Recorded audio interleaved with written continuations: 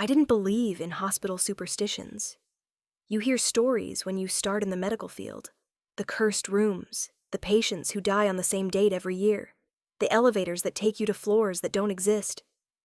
I always chalked them up to stress-induced imagination, a way overworked staff cope with what they see.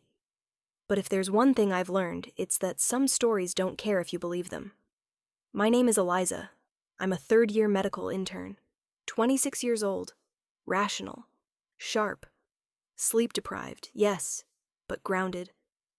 2 months ago, I was transferred to Blackridge State Hospital. That place is old, not just outdated. It feels aged in a way that makes your skin crawl. The walls smell like mildew and antiseptic, and no matter how many overhead lights are on, it always looks dim. I was told it used to be a psychiatric research facility back in the 1940s. Half the building isn't even used anymore. They just locked the doors and left the hallways to rot. I remember my first day.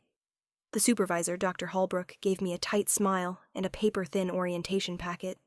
When I asked about the West Wing, he paused, just for a second, then told me, "That section is restricted. Water damage, safety risk." But I noticed something strange. None of the other staff so much as glanced in that direction.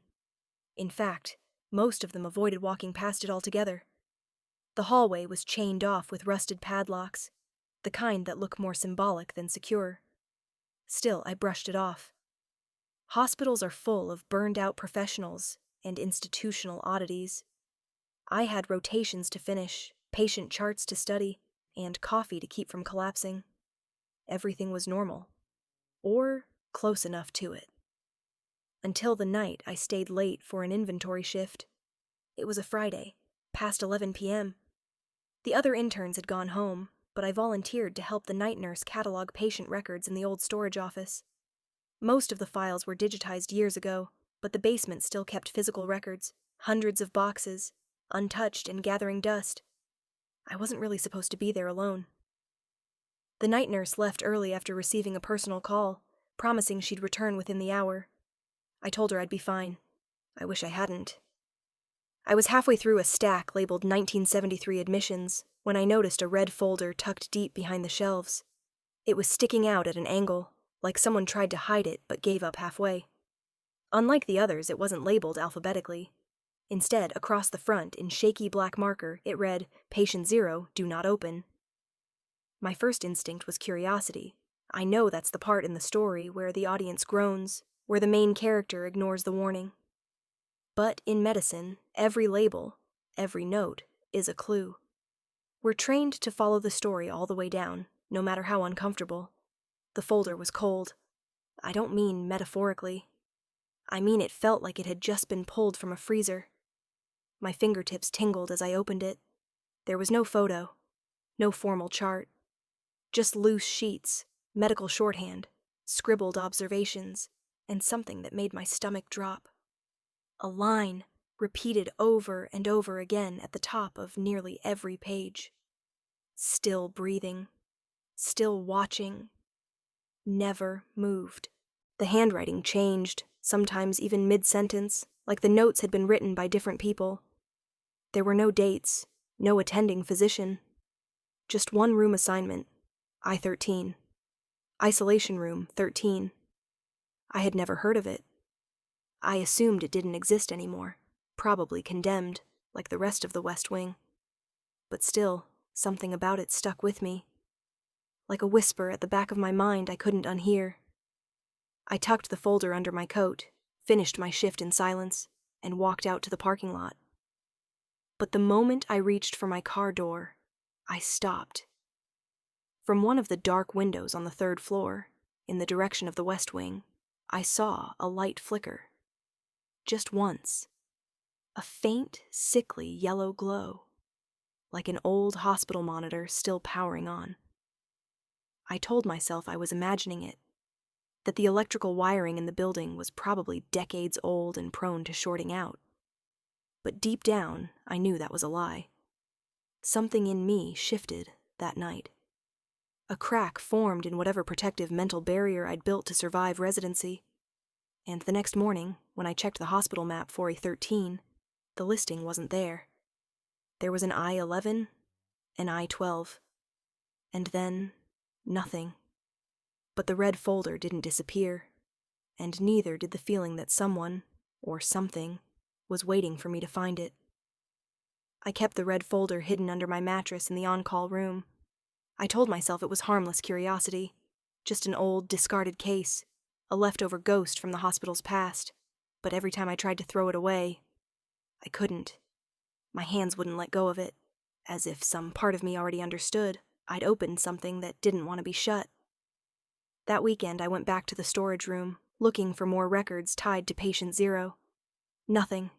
It was like the entire patient had been scrubbed from existence. The logs skipped straight from patient 12 to patient 14. No digital entries, no discharge, not even a date of death. And yet, that repeated line kept echoing in my mind. Still breathing. Still watching. Never moved. I couldn't sleep. I kept dreaming of hospital beds with no faces, machines beeping in slow, deliberate rhythms. One night, I woke up gasping, convinced I'd heard someone whispering my name from inside the walls. By Monday, I was back on shift, rotating through psych evaluations. One of the senior nurses, Marla, had been at Blackridge for over 20 years. I waited until the floor was quiet and asked her casually if she'd ever heard of Room 113. She didn't answer at first. She just looked at me, really looked, like she was trying to decide whether or not I was already too far gone. Then she said in a low voice, "If he said your name, it's already started." That was all.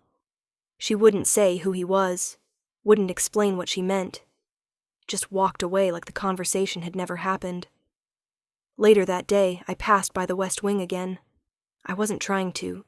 It was just where the elevator opened. For a second, I stood in front of the chained gate, staring at the rusted metal. And then I heard it. A low, steady sound. Breathing. Not mechanical. Not wheezy or labored. Just calm. Human. Coming from the other side of the door. Rhythmic. Alive. I stepped back. My hands were shaking, and I don't know if it was fear or something worse. Something like recognition. That night, I returned to the red folder. I stared at the notes until the words blurred. Then I noticed something I hadn't before. On the final page, scribbled in red ink, different from the others, a single sentence had been added to the margin. It read, "You are the one who opens the door. You always were." I didn't understand what it meant. Not yet. But I would. And soon. I didn't mean to go back. At least, not at first. But something about that final message in the folder, "You are the one who opens the door." It haunted me. Like it wasn't just a warning. It was a memory I hadn't lived yet. By Wednesday night, I gave in. The hospital was quiet after midnight. I signed out under a fake emergency code and slipped through the north stairwell. No one ever uses that path. The paint on the walls is flaking, and the lights flicker like they're struggling to stay awake. When I reached the chained entrance to the West Wing, I expected resistance. But the padlock was already open, just hanging there, loose, waiting. The hallway beyond was silent. Not abandoned, silent, heavy. The kind of silence that presses into your chest. The kind you feel before something terrible happens. I walked slowly, counting the room numbers as I passed. I-9, I-10, I-11, I-12, and then I stopped. There was no door for I-13, just a blank section of wall where it should have been. But the tile was different, newer, slightly misaligned, like something had been sealed over. And from behind it, I heard the breathing. Again. Steady. Human. Patient. It wasn't imagination. It wasn't the building settling. It was real. I stepped closer, pressed my hand to the wall. Warm. Not like insulation or heat from a pipe. Warm like skin. And then, someone on the other side whispered, "You're late." I didn't run. I should have. Every cell in my body was screaming to leave. But I stood there, hand on the warm wall, trying to understand how something sealed behind bricks could speak. "You're late." The voice didn't echo. It didn't strain. It was calm, clear, like the wall didn't exist, like it was just a veil, thin and meaningless.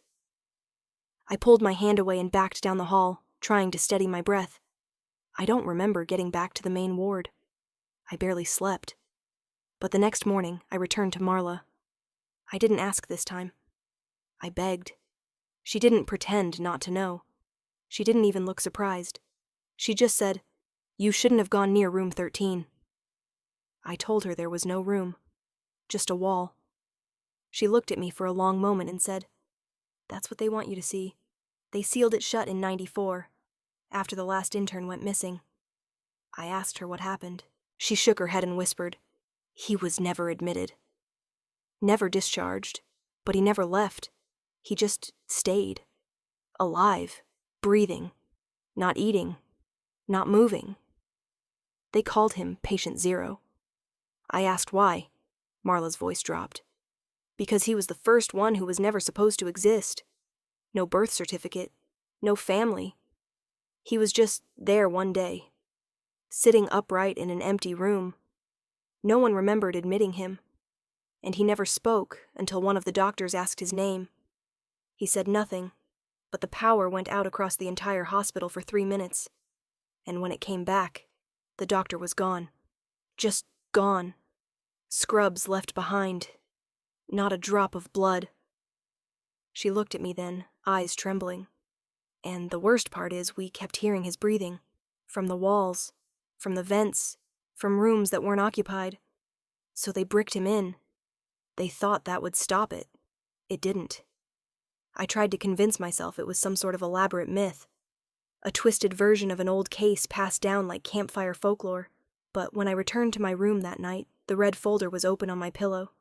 And inside, there was a new note, a fresh one, written in handwriting that wasn't mine, in sharp, black ink.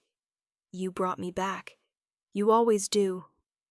I didn't understand what that meant until I turned the page and found an admission form, with my name on it, dated tomorrow, room I-13. The admission form burned my fingers the moment I touched it. My name, Eliza. Tomorrow's date, room I-13. I couldn't believe it. It had to be a mistake, a cruel prank. But deep down, I knew it wasn't. That night, I barely slept. Every shadow in my room seemed to twist and breathe. The hospital's stale air felt heavier, as if the walls themselves were waiting. I thought about Marla's words, about the missing doctor, about Patient Zero, trapped behind that sealed wall, still breathing, still watching. Was I next? Morning came like a slow nightmare. I told myself I could ignore the form, that I could pretend it didn't exist. But when I tried to walk the usual path through the hospital, the corridors seemed to shift. The lights flickered erratically. The air grew colder with every step. I found myself at the stairwell leading to the west wing again, the padlock still hanging open, waiting. A voice whispered behind me, "You don't have to come." I spun around. No one. The choice was mine, to walk away and forget everything, or to step through the doorway and face whatever waited behind the wall. I didn't hesitate. I crossed the threshold. Inside, the air was thick, the silence unbearable. My footsteps echoed in a corridor that felt endless. Then I saw it. A room, smaller than a prison cell, with a thin mattress, stained and torn. A figure sat on it, head bowed. I called out, "Patient Zero?" The figure slowly lifted his head. His eyes were hollow pits, but I saw something in them. Recognition. Loneliness. A warning. He whispered, "You brought me back. Now, you belong." Panic surged through me, but my feet felt rooted. I realized the truth. Patient Zero wasn't just trapped behind the wall. He was inside me. And the hospital's curse wasn't over. It had only just begun. After that night, everything changed. I tried to tell the staff what I saw, what I felt, but no one believed me. Marla was gone. Transferred, they said. The doctors avoided me like I was contagious. Whispers followed me down the halls, and the doors I'd never noticed before creaked open on their own. The hospital felt alive, like a beast breathing just beneath the surface. And I wasn't sure where I ended, or where patient zero began. My reflection in the cracked window no longer looked like me. Sometimes I caught a glimpse of someone else, hollow eyes, a shadow lurking just behind my own. The admissions form? It never disappeared. Every morning it reappeared on my desk, dated further into the future, a countdown I couldn't stop. I began to lose time. Minutes, sometimes hours, slipping away without memory. I'd wake up in different parts of the hospital, drenched in cold sweat, clutching that cursed folder. One evening, in the dim light of the nurses' station, I found an old photograph tucked inside a medical chart. It was faded, yellowed with age, but I recognized the face instantly. It was me, or someone who looked exactly like me, wearing a hospital gown, eyes empty. Beneath the photo, a scribbled note. "Welcome back." I understood then. I wasn't just haunted by patient zero. I was becoming him. The hospital's secret was swallowing me whole, rewriting my story, erasing the girl I used to be. And as the breathing behind the walls grew louder, I knew there was no escape. Because here, in Blackridge, the past never dies. It just waits. Days blurred into nights. The hospital twisted around me like a living nightmare, every shadow and whisper pulling me further from myself. I stopped telling anyone what I saw, or what I thought I was becoming, because the truth was too terrifying to share. I began to hear the breathing everywhere. Not just behind walls, but inside my own chest. It wasn't steady anymore. It quickened, pulsed like a heartbeat, like a warning. One night, I woke up in the storage closet near the west wing. The red folder lay open in my hands, but the pages were blank, except for one word scrawled in a shaky hand on the last page. You. I realized I was no longer just an investigator or a curious nurse. I was part of something far darker, part of a cycle that had repeated for decades, maybe longer. I was the next patient zero. That room behind the wall wasn't a prison. It was a cradle, a trap, a place where the forgotten, the lost, and the vanished were collected, waiting to take over new bodies, new lives. I wasn't alone anymore. I felt the presence behind me, colder than ice, heavier than fear. "It's time," the voice whispered. I turned slowly. Empty air, but the breath, the slow, steady breath, right behind my ear.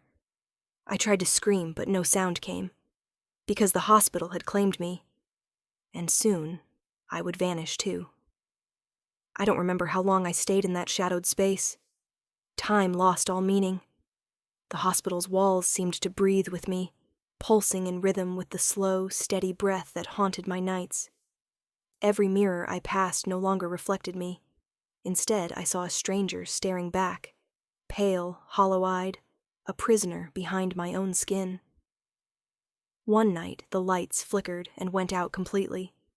In the blackness, I heard a voice, softer now, almost gentle. "Come back. Join us." It wasn't a command. It was an invitation. I felt my limbs grow heavy, my thoughts muddled.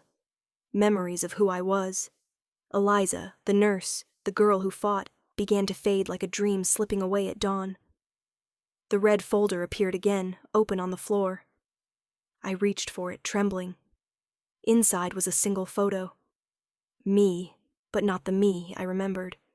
This me, pale, still, eyes wide open but empty, looked trapped behind glass, like a specimen in a jar. And beneath it, words I couldn't ignore. "Your turn to breathe." I realized then the truth of the hospital's curse. It wasn't just a place where the dead lingered. It was a place where the living disappeared, where patient zero never really died. He only waited for the next to become him. And now, that next was me. I tried to fight it. I tried to hold on to the girl I once was, the nurse who cared, who lived beyond these cursed walls. but the hospital's grip tightened with every passing hour. The breath behind the walls was no longer distant. It was inside me, echoing in my veins. I started forgetting names, faces, everything that used to ground me. I found myself standing again before that sealed-off wall, my hand trembling as it reached for the cold bricks. A whisper called my name, not from outside, but from within. Eliza. I pressed my ear against the wall, and the breathing was loud, closer than ever. It wasn't patient zero anymore. It was me. The last flicker of resistance died when the wall behind me shifted, a faint outline of a door appearing as if summoned by my surrender. Step by step, I crossed the threshold. Inside was darkness, pure and absolute. And then a single light flickered on, revealing a chair in the center of the room. On it sat the empty shell of who I had been. I reached out to touch my own face, cold and lifeless, trapped behind a glass pane. A chilling voice said, "Welcome home." And in that moment I understood. The hospital didn't just imprison patient zero. It created him, over and over. And now it had created me. The room was silent, save for the faint, steady breath that filled the space like a living thing. I stared at my trapped reflection, the hollow eyes staring back at me. Empty, lost, a prisoner behind the glass. It was me, but it wasn't me. I felt a coldness creep through my bones, spreading from my chest to my fingertips. The air thickened, pressing in like the weight of 1,000 forgotten souls. For a moment I thought I could still fight. I thought I could claw my way back to the world I once knew, to the life I once lived. But the hospital had other plans. I could hear the soft scraping of footsteps behind me, slow, deliberate, almost patient. "Why do you fight?" the voice whispered. It was not a question. It was a statement, an accusation. I turned to face the darkness. No one was there, but I felt eyes, countless eyes, watching, waiting. The breath. That awful, endless breath. It wasn't just patient zero. It was every lost soul the hospital had swallowed over the years. Every voice silenced, every scream trapped behind these walls. And now, it was mine. I sank to my knees, feeling my body grow heavy, numb. The memories of my family, my hopes, my fears, all fading like a distant dream.